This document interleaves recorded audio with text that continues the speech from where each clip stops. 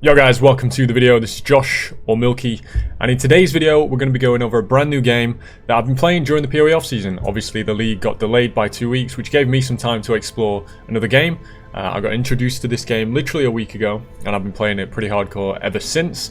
And I've realised that the problems of PoE kind of extend to other ARPGs. People seem to struggle to make currency, and I went straight into the end game and I've had no problem ever since. I've made a crazy build, and I've kind of come to understand the end game, and in this video I'm going to try and explain the end game and also show you guys two of the best decks to use during the end game to farm up flame Elementiums. Now if you're a PoE viewer of mine and this isn't what you're looking for, I am sorry, but I don't want to just be stuck to one game. I do enjoy other ARPGs, and maybe if you've seen this game and you're worried about it, give it a try. It's a lot of fun. It's kind of like full fat PoE is what I've been saying. It's PoE, a lot of stuff ported in from the game, but it's just got a lot of the quality of life that you'd kind of want from PoE. It does have its own shortcomings, obviously being a mobile port onto a PC, but it's a great fun game to play during the PoE off season, and even maybe I'll be trying the next league as well, because it seems like a lot of fun. So let's get into the video.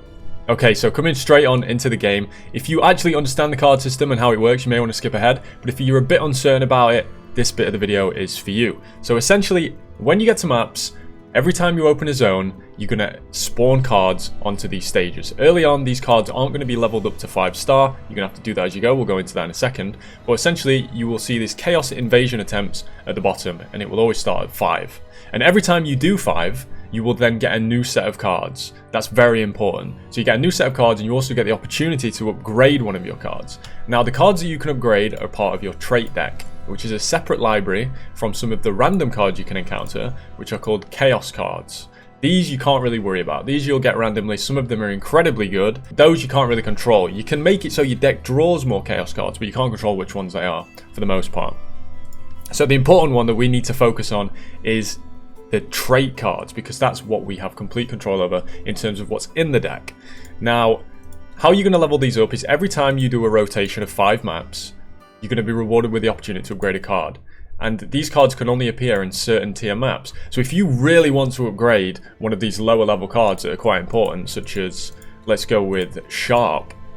So now if you wanted to upgrade a Sharp, you would actually prefer to speedrun level 4 or 5 maps, because these have a level requirement for where they can appear. And if you shorten that pool, you're going to be more likely to upgrade the Sharp card, which is kind of the mainstay of some of the strategies. So keep that in mind if you want to speed farm your cards to level 5, if it's maybe something you haven't done yet. You can do lower tier maps, as long as you see here that it appears in those time marks. You can farm those time marks to upgrade your cards, as long as you're doing the full, what we're going to call rota for the rest of the map. A rota is 5 chaos invasion attempts. Now you get 5 and you may be thinking, well, that's just 5 maps, right? Not quite. There's something on these cards called inheritance, and essentially what this means is, if you are to run this card right now, it will remain on your chaos attempts for 5 more maps, as you can see here, inheritance 5. So if I was to run this on map number 1 of my 5 tries, the next 4 maps would have this affix, and that applies down the line. So you go, if you was to run this first and then this, these would combo together and they would remain for the final 3 maps as well. Obviously some of them have less inheritance, so you want to be a bit more crafty about when you use them. Obviously using this on the 3rd map makes a lot more sense, because you're only going to get it for 3 maps, so the previous 2 maps can be used to juice up how much flame flu you're going to drop. So that's how inheritance works. There is another one called memory, and how memory works is it's a bit different to inheritance, as one use does actually apply when you use it for the first time, which is different to inheritance. So this card has 2 uses, and it will be used on the same stage each time.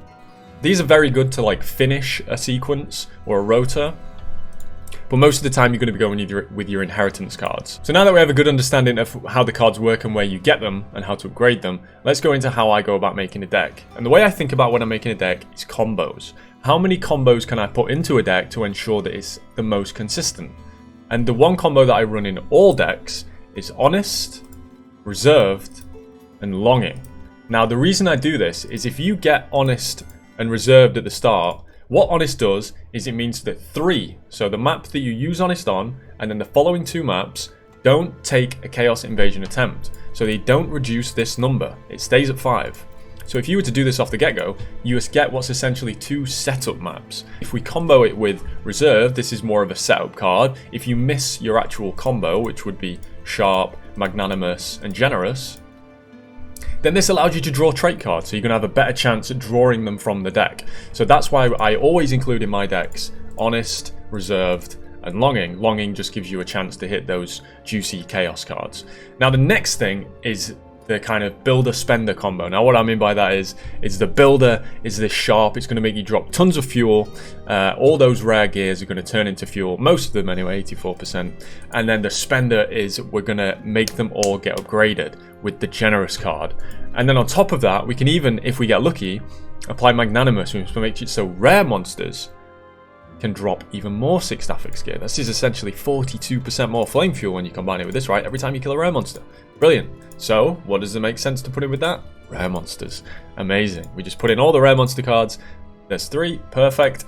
And then at the end, if you've got some left over, you can obviously throw on what I'd call the finisher, which is the Yearning card. Typically, these memory cards are good finishers because you've already got what you need to set up, and then you can just spam them. You just go, obviously with this one, you'd only run it twice, and you're going to drop tons of flame fuel, and then all that flame fuel is going to give this an opportunity to proc, which is a 30% chance to drop memory fragments. This can also proc from the League mechanic, it can proc from the gods in the maps, it can proc from basically anything. So keep an eye out for them, but that's essentially how the combos work together. So this is an example of kind of a miss. We actually didn't hit any of our combos, we just hit a lot of mobs. So you'd kind of just want to get through this as quickly as possible. This is going to happen sometimes.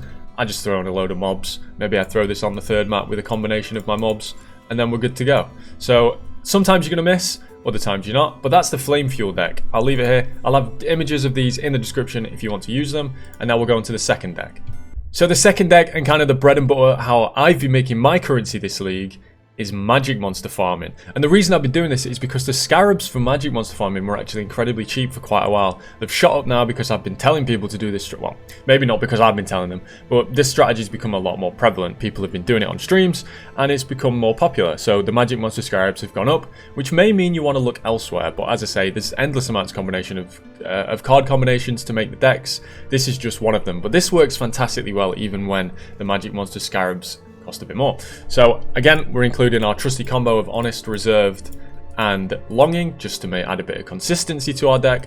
We're including all the magic mobs, same reason as before with the rares, and then we've got our builder spenders. We've got Zeal, we've got Yearning, we've got Tolerant, and we've got another Yearning, which is the commodities one. Now the beautiful thing about this strategy, and why this one is so much better, in my opinion, than the fuel one, is that all you have to hit for it to be worth to juice up the maps with scarabs is this. If you hit this, then you just throw on as many magic monster scarabs as possible. Normal, rare, epic, legendary, get them all on. You've got tons of magic monsters, you're going to drop tons of embers, and they all sell pretty well. And the same goes with Yearning. If you hit this, just send it. Just go. Just boom. Magic monster scarab, magic monster scarab, magic monster scarab. Now, they might be a bit more now. You may need to get a bit more creative. So instead of having 5 fully magic monster scarab maps, or compassed maps, I should say, maybe you have to put on some mobs onto the map with the cards itself. But the beauty of this strat is you only really need 1 card. And if you hit anything else, it's a complete bonus. So that's the beauty of this one. There's not much more to it than that. The magic monster farming strat for the embers is incredible. And the way to do this is, of course, you're going to need to sell your embers, which you can do quite easily. Do I have any? So you just check how much they are. You kind of find the biggest price. It seems to me that these are 5 to 1, so maybe you just do 51 of them for 10 Flame Elementium, and they will consistently sell. That's how I've been making all my FEs, and it's how I've been farming up enough currency to make this kind of crazy build. Yeah.